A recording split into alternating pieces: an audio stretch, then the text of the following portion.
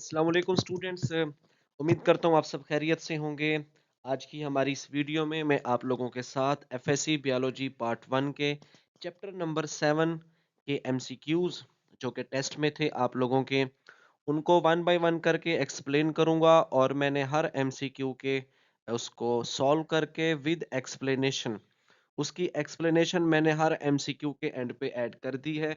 उसे भी आप लोग रीड करोगे और जो भी आप लोगों की क्यूरीज होंगी वो आप लोग डिस्कस करेंगे, कमेंट सेक्शन में आके पूछेंगे। मैं आप लोगों के कंसेप्ट को कोशिश करूंगा और ज़्यादा इम्प्रूव कर सकूं। अब हम अपने एमसीक्यू की तरफ चलते हैं। एमसीक्यू नंबर 1 है, red oceanic tides can be due to के ओशन क्या चीज़ है जिसमें सी वाटर होता है। ओशन के अंदर जो रेड टाइड्स, जो लहरें वगैरह उठती हैं, हमें दूर से देखें तो वो हमें रेड कलर की नज़र आती हैं। तो वो किस की वजह से हैं? इन चार ऑप्शन में चार एल्गी बताई गई हैं। हमने इनमें से किसी एक को सिलेक्ट करना है। वो है डाइनोफाइसी। डाइनोफाइसी क्या है? ये डाइनोफ्लैजिलेट की क्लास है। डाइनोफ्लैजिलेट्स हैं, इनके अंदर क्या होते हैं ये हम देखते हैं कि red tides are common events in warm and polluted coastal oceans. They form when flagellates dinoflagellates algae explode to huge population levels because dinoflagellates have red plastered। इनके अंदर क्या चीज होता है? रेड, एक तो होगा रेड पिगमेंट, और वो रेड पिगमेंट किस में होगा? इसके क्लोरोप्लास्ट के अंदर, यानी प्लास्टिक के अंदर। जब डायनोफ्लैजिलेट्स यानी डायनोफाइसी जब इनकी ग्रोथ होती है, जब ये अपनी पॉपुलेशंस को बहुत ज्यादा बढ़ाते हैं, लेकिन ना आप लोग खुद देखें कि जैसे आसपास एरियाज में हमें पानी जो खड़ा होता है, स्टैंडिंग वाटर, उसके ऊपर ग्रीन अलगी ग्रो करती है। आप कुछ देर इमेजिन करें कि ये कैसा नजर आएगा। ग्रीन अलगी को उतार के आप उसके ऊपर ग्रो करवाएं डायनोफ्लैजिलेट्स को, जिनके अंदर रेड पिगमेंट्स हैं, तो हमें क्या नजर आएगा? कि ऐसा नजर आएगा जब उसमें पानी में लहर वगैरह उठेंगी, लहरें वगैरह पैदा होती हैं, तो वो हम क्या नजर आएगा? रेड कलर का नजर आएगा। तो रेड ओशन में जो टाइड्स होती हैं, लहरें होती हैं, वो किस वजह से होती हैं? डायनोफाइसी यानी कि डायनोफ्लैजिलेट्स। एमसीक्यू नंबर 2 है, the name cyanobacteria refers to, कि साइनोबैक्टीरिया किस को नाम दिया जाता है? ये दिया जाता है, हमारे पास चार ऑप्शंस हैं। चार ऑप्शन में से जो ब्लू ग्रीन अलगी है, क्योंकि ऑटोट्रॉफिक फोटोसिंथेटिक ऑक्सीजेनिक बैक्टीरिया है, ये वो है। Cyanobacteria are known as cyanophyta are the are a phylum of gram-negative bacteria that obtain energy by photosynthesis. The name cyanobacteria refer to their color, which similarly forms the basis of cyanobacteria's common name blue green algae। Cyanobacteria जब पानी वगैरह aquatic body पे grow करता है तो उसका जो colour हमें नजर आता है वो ग्रीन अलगी की तरह मैच करता है। दूसरा, इसके अंदर ग्रीन कलर का पिगमेंट है जिसका नाम है क्लोरोफिल है। उसके बाद इनके पास ब्लू कलर के पिगमेंट्स भी होते हैं।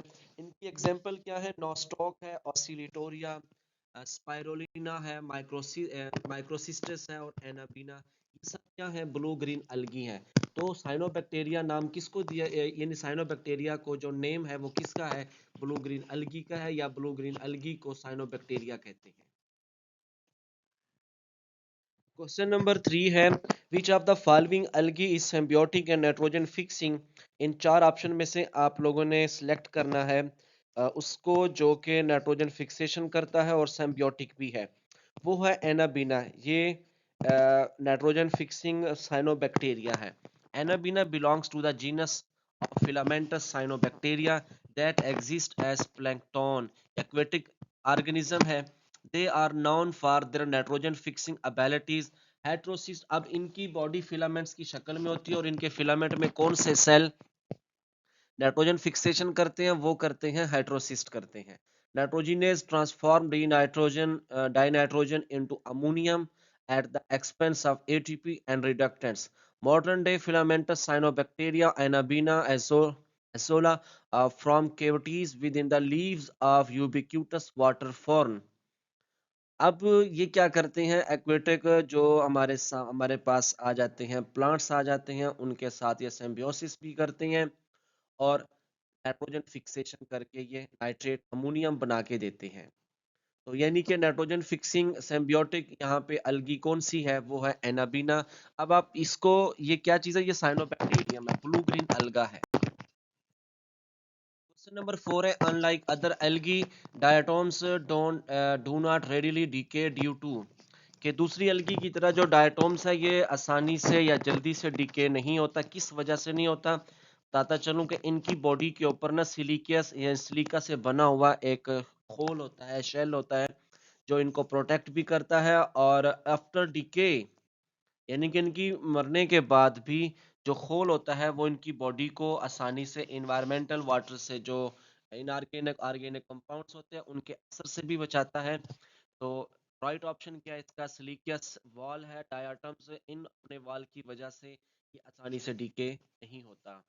Siliceous wall is indestructible because of silica, and it makes a soap-like box structure. That's why diatoms do not readily decay even their death.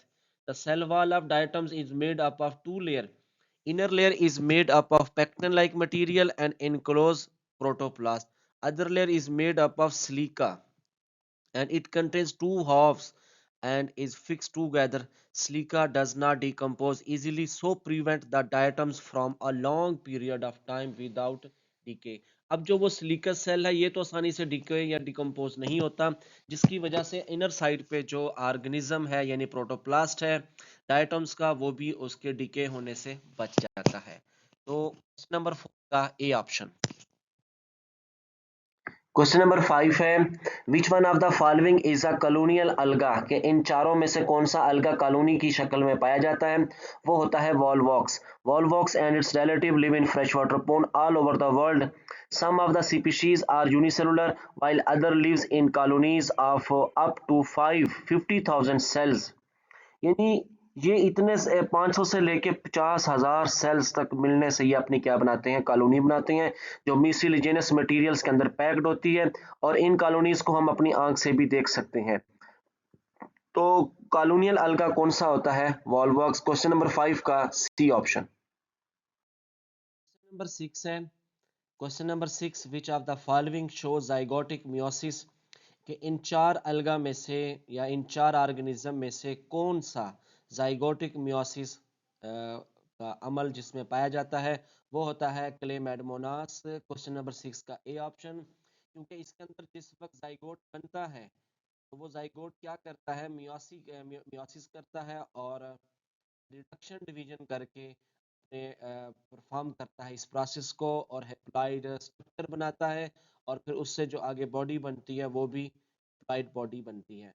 When zygote divides meiotically or when zygote undergo reduction division after division of nucleus after karyogamy, that is called zygotic meiosis। ये जो zygote होगा is a stage that is formed after fertilization। Clear? Chalaemadmonas is a haploid plant and zygotic meiosis occur in Chalaemadmonas। इसमें sexual reproduction के नतीजे में जो zygote बनेगा वो मियासिस करके हेप्लॉइड सेल बनाएगा, उससे जो बॉडी बनेगी वो बॉडी कौन सी होगी, हेप्लॉइड बॉडी होती है। क्वेश्चन नंबर 7 है find the incorrect statement. Mannitol कौन सी स्टेटमेंट इनके अंदर इनकरेक्ट है, यहाँ पे ना उन्होंने एक अलगा का नाम और दूसरा उसके अंदर पाए जाने वाले मटेरियल फूड रिजर्व का नाम दिया गया है कि कौन किसके साथ मैच करता है। तो जो कि मैनिटोल होता है, इन्होंने ऑप्शन बताया है कि ये रिजर्व फूड है रोडोफाइसी की, जबकि यही स्टेटमेंट क्या है, इनकरेक्ट है। तो क्वेश्चन नंबर 7 का सी ऑप्शन। अब हम देखेंगे इसकी एक्सप्लेनेशन में, जो मैनिटोल है ये कौन से अलगा का रिजर्व फूड मटेरियल है। जो कि मैनिटोल है ये फियोफाइसी की है, जबकि रोडोफाइसी के जो मेंबर्स हैं उनके अंदर floridean starch as a reserve food material मौजूद होता है। क्वेश्चन नंबर 7 का सी ऑप्शन। क्वेश्चन नंबर 8 है which of the following has non flagellated isogamous gamete. इनमें से कौन सा अलगा है जिसके गैमीट, एक तो उनके पास फ्लैजेला नहीं होगा और दूसरा वो साइज के एतबार से क्या होंगे, साइज के हवाले से सेम होंगे, आइसोगैमस होंगे। ये है स्पायरोजायरा, जिसे स्पायरोगायरा भी पढ़ते हैं, in spirogyra. Isogamous conditions with non flagellated gametes are found. Isogamy होती क्या कि एक ऐसी कंडीशन है जिसमें मेल फीमेल जो ऑर्गेनिज्म है उनके गैमीट सिमिलर होंगे और जबकि स्पायरोजायरा के अंदर आइसोगैमी भी होती है और दोनों गैमीटों के पास किसी किस्म का कोई फ्लैजेला भी मौजूद नहीं होता। ये आप लोग इसकी एक्सप्लेनेशन भी देखेंगे क्वेश्चन नंबर 8 का ए ऑप्शन। क्वेश्चन नंबर 9 है mannitol is a reserve food found in. अभी हम लोग इसको देख के आए हैं कि ये जो मैनिटोल फूड मटेरियल होता है ये फ्यूकस के अंदर as a reserve food material पाया जाता है। They are common littoral seaweeds growing in hot rocky areas of sea. Cora is a type of multicellular green alga that belong to genus of Charophyta green alga. Because of their unique evolutionary history and of their habitat, brown algae feature several peculiarities in their metabolism. One of these is mannitol cycle, which play a central role in their physiology. जो mannitol होता है ये fucus के अंदर as a reserve food material के तौर पर पाया जाता है। अभी आप लोगों ने देखा होगा कि रिजर्व फूड मटेरियल क्या है। अब देखिए एक ऑर्गेनिज्म है उसने फॉर एग्जांपल 100 मालिक्यूल किसी भी चीज के बनाए हैं जो कि उसका फूड है। अब उसने 50 उसकी रूटीन का यूज है, उसने 50 यूज करेगा, जो बाकी बच जाएगा उसको as a reserve food material के तौर पर रखेगा। तो फ्यूकस के अंदर जो रिजर्व फूड मटेरियल होता है ये मैनिटोल पाया जाता है। क्वेश्चन नंबर 10 है which of the following contains chlorophyll a b phycoerythrin and phycocyanin. कि इनमें से कौन सा ग्रुप है जिसके अंदर ये चारों फोटोसिंथेटिक पिगमेंट होंगे। Chlorophyll a b phycoerythrin phycocyanin. ये है रोडोफाइटा। रोडोफाइटा एक ऐसा ग्रुप है अलगी का जिसके अंदर ए बी फाइकोरेथ्रिन फाइकोसाइंस तमाम किस्म के ये पिगमेंट्स पाए जाते हैं। अब जो अलगी है इनको जो हम क्लासिफिकेशन करते हैं वो इन्हीं पिगमेंट्स की मौजूदगी की बिना पे करते हैं। जो क्लोरोफाइटा है ये ग्रीन पिगमेंट इसमें ज़्यादा होगा, फियोफाइटा है ये इसमें ब्राउन है, रोडोफाइटा है इस ये रेड अलगी है। The characteristics colour of these algae are due to the photosynthetic pigment present inside them. इनके अंदर कौन सा फोटोसिंथेटिक पिगमेंट पाया जाता है उसी की बेस पे ही इनके ग्रुपिंग की जाती है। क्वेश्चन नंबर 10 का सी ऑप्शन। क्वेश्चन नंबर 11 है which of the following is rich in protein. इनमें से कौन सी अलगी है जिसके अंदर प्रोटीन मैक्सिमम पाई जाती है, जो कि प्रोटीन के हवाले से रिच होता है। क्लोरेला। क्वेश्चन नंबर 11 का है D option. Chlorella is an alga with extremely important healthy benefits. It contains nearly 50% of proteins. It also contains certain essential amino acids. Chlorella is packed full of nutrients depending on its source. It typically contains about 50 to 60% complete protein with all 9 essential amino acids. This makes it a great option for people on a plant-based diet or any who need a protein boost. आप लोगों को बताता चलूं कि in future अब भी दुनिया के अंदर मुख्तलिफ जगहों मुख्तलिफ एरियाज में लेबॉर्ट्रीज में वो क्लोरेला को यूज़ करके प्रोटीन्स हासिल कर रहे हैं।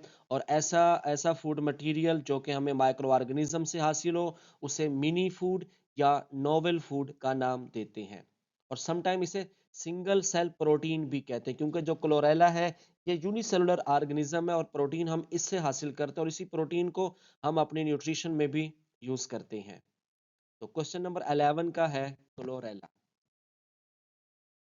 क्वेश्चन नंबर 12 है अलेथ्रिक्स प्रोड्यूसेस। इसे यूलेथ्रिक्स भी बोलते हैं, अलेथ्रिक्स भी इसको रीड करते हैं। ये क्या प्रोड्यूस करता है? ये आइसोगैमीट प्रोड्यूस करता है और वो दोनों मेल फीमेल गैमीट क्या होंगे?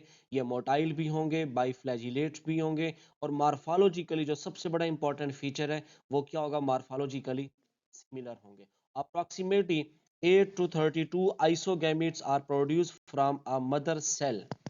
अब ये किस टाइप के गैमीट प्रोड्यूस करते हैं? आइसोगैमीट। सेम मार्फोलॉजिकल फीचर होगा। क्वेश्चन नंबर 12 का है ए ऑप्शन। क्वेश्चन नंबर 13 है which is the mode of sexual reproduction in chlorophyceae. Chlorophyceae के अंदर सेक्सुअल रिप्रोडक्शन का कौन सा मेथड पाया जाता है? नंबर 1 है आइसोगैमस, नंबर 2 है बी पे एनाइसोगाइमस, नंबर सी है आइसोगैमस और डी है ऑल ऑफ दीज। तो क्लोरोफाइसी जिसके अंदर ग्रीन अलगी आ जाती है इनके अंदर सेक्सुअल रिप्रोडक्शन के ये तीनों मेथड पाए जाते हैं। क्वेश्चन नंबर 13 का डी ऑप्शन। क्वेश्चन नंबर 14 है what is the shape of chloroplast in chlamydomonas. Chlamydomonas के अंदर जो क्लोरोप्लास्ट की शेप होती है वो कप लाइक होती है। आप लोगों ने इसकी डायग्राम देखी होगी। इसके पास फ्लैजेला होता है और इसके सेंटर में तो न्यूक्लियस होगा, उसके अतराफ में यू शेप की तरफ अगर हम लोग इसको देखें तो इसके अंदर क्या पाया जाता है, वो क्लोरोप्लास्ट होता है। It occupies major portion of cell and is thick at the base while its sides are relatively thin and projected upward। और ये सेल के अप इंटीरियर एंड तरफ को इसने मूव किया होता है। क्वेश्चन नंबर 14 का है ए ऑप्शन कि कैलेमेडमोनास के क्लोरोप्लास्ट की शेप कप लाइक होती है। क्वेश्चन नंबर 15 है in which of the following pigments major energy reserve and cell wall are like plant. इन चारों ग्रुप में से, चारों ऑप्शन में जो चार फंगाई इसके अलगी के ग्रुप दिए गए हैं, इनमें से आप लोगों ने उस बेस्ट ऑप्शन को सिलेक्ट करना है कि जिसकी रिजर्व फूड मटेरियल यानी एनर्जी सेल वॉल प्लांट की तरह होती है। वो है क्लोरोफाइटा। क्लोरोफाइटा में कौन आता है, ग्रीन अलगा आता है, और जिसे हम ये भी कहते हैं green alga are the ancestor of plants. Chlorophyta यानी green alga, a large phylum of algae, the member of which possess chlorophylls A, B stored reserve material as a starch। और इनकी सेल वॉल भी किसकी बनी होती है, cellulose की बनी होती है। तो ये सबसे ज्यादा किसके साथ रिजेंबल करते हैं, प्लांट के साथ रिजेंबल करते हैं। यहाँ पे मैं एक और बात ऐड करता चलूं कि ग्रीन अलगी के अंदर आरएनए की सीक्वेंस को प्लांट सेल के आरएनए की सीक्वेंस मैच किया गया तो इनमें बहुत ज्यादा सिमिलैरिटीज पाई गई, जिसकी बेस पे कहा जाता है कि green alga are the ancestor of plants. Question number 15 का है बी ऑप्शन। क्वेश्चन नंबर 16 है most of the photosynthesis on earth is carried by. अब देखें इस अर्थ के ऊपर मेजर पोर्शन अर्थ का 70% तक तो पानी ने कवर किया हुआ है, और इसके और लैंड के ऊपर भी जहाँ पर गीली जगह वगैरह होती हैं, डेप्थ सॉइल होती है, पानी एक्वेटिक बॉडीज हैं, तो यहाँ पे सबसे ज़्यादा मिकदार में अलगी पाई जाती है। तो फिर अलगी ही क्या करती है, इस ज़मीन के ऊपर फोटोसिंथेसिस का ज़्यादा हिस्सा कवर करती है। यानी ज़मीन के ऊपर होने वाली फोटोसिंथेसिस का मेजर पोर्शन कौन परफॉर्म करता है, अलगी परफॉर्म करती है। क्वेश्चन नंबर 16 का डी ऑप्शन है। इसकी एक्सप्लेनेशन आप लोग देखिएगा, उसमें भी यही बात बताई गई है कि most of the photosynthesis nearly 80%, यानी मोर, इसे हम क्या कहते हैं, ज्यादा 50% से भी ज्यादा को हम अलगी के साथ कंसिडर करते हैं। On earth is carried out by algae present in fresh water and ocean water. At least to half of the total carbon dioxide fixation on earth is carried out by algae through photosynthesis। और ये भी साथ कहा जाता है कि जमीन के ऊपर जो पाए जाने वाली कार्बन डाइऑक्साइड है उसको फोटोसिंथेसिस में फिक्स किया जाता है। तो ज्यादा से ज्यादा कौन फिक्स करता है, अलगी फिक्स करती है, और यूं फोटोसिंथेसिस का प्रोसेस परफॉर्म होता है। क्वेश्चन नंबर 16 का है D option algae. Question number 17 है the only group of algae having no flagellated motile cells at any stage. ये आप लोगों ने पहले भी, कल भी हमने अपने गूगल में डिस्कशन में देखा था कि जो रोडोफाइटा है इसके मेंबर, इसके पास जो मोटाइल रिप्रोडक्टिव सेल्स नहीं बनते क्योंकि उनके पास कोई फ्लैजेला वगैरह मौजूद नहीं होता। क्वेश्चन नंबर 17 का है डी ऑप्शन। क्वेश्चन नंबर 18 है brown algae are also known as. Brown algae को क्या कहते हैं, ये फियोफाइटा ग्रुप से ताल्लुक रखते हैं। इसे फियोफाइसिस की क्लास मौजूद है क्योंकि इसके अंदर जो पिगमेंट पाया जाता है कैरोटीनाइड पिगमेंट होता है, फिकोजेंथिन पिगमेंट होता है, जिनकी वजह से हम इन्हें क्या कहते हैं, फियोफाइटा को ब्राउन अलगी भी कहते हैं, या brown algae are also known as phaeophyta. Question number 18 का है ए ऑप्शन। क्वेश्चन नंबर 19 है golden algae are also known as.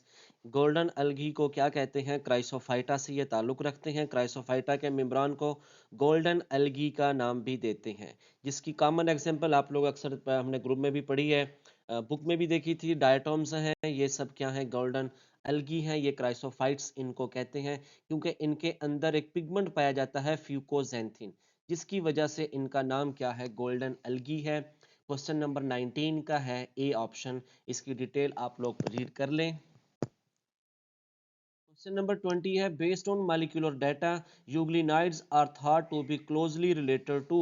के मॉलिक्यूलर डाटा की बेस पे जब हम इनकी सीक्वेंस देखते हैं, डीएनए, आरएनए, मॉलिक्यूल, उसके बाद प्रोटीन की, तो हमें यूग्लिनाइड सबसे ज़्यादा किसके साथ रिलेटेड इनका नज़र आता है। क्वेश्चन नंबर 20 का है बी ऑप्शन जू फ्लैजिलेट्स, क्योंकि इनके पास क्या मौजूद होते हैं, फ्लैजेला वगैरह भी मौजूद होते हैं। इसके साथ साथ these are small fresh water organism based on molecular data euglenoids are thought to be closely related to zoo flagellates. They are plant like in their pigment on 1/3 of all genera have chloroplast, the rest do not. Those which lack chloroplast ingest and absorb their food, कि जब इनके पास dark वगैरह में grow करते हैं तो mostly यूग्लिनाइड्स वो फिर क्या करते हैं, हाइड्रोट्रॉफिकली अपने फूड वगैरह को हासिल करते हैं। तो क्वेश्चन नंबर 20 का है बी ऑप्शन जू फ्लैजिलेट्स। नंबर 21 है all photosynthetic euglenides lose their chlorophyll when grown in dark and obtain their nutrients heterotrophically. This statement is, ये कह रहा है कि तमाम यूग्लिनाइड्स जो फोटोसिंथेटिक मेंबर हैं यूग्लिनाइड्स के, क्या वो सब जब हम उनको डार्क में ग्रो करें क्या वो अपने क्लोरोफिल को लूज करेंगे और हेटरोट्रॉफिकली न्यूट्रिएंट्स हासिल करते हैं? ऐसा नहीं होता, क्योंकि तमाम यूग्लिनाइड्स के पास ये वाला फीचर नहीं होता। कुछ यूग्लिना ये वाला वर्क परफॉर्म करते हैं कि जब उनको डार्क में ग्रो करवाया जाए तो वो हेटरोट्रॉफिकली अपने न्यूट्रिशनल मॉड को ले आते हैं हेटरोट्रॉफिकली तरीके से, लेकिन ऐसा नहीं होता। तो क्वेश्चन नंबर 21 का है बी ऑप्शन।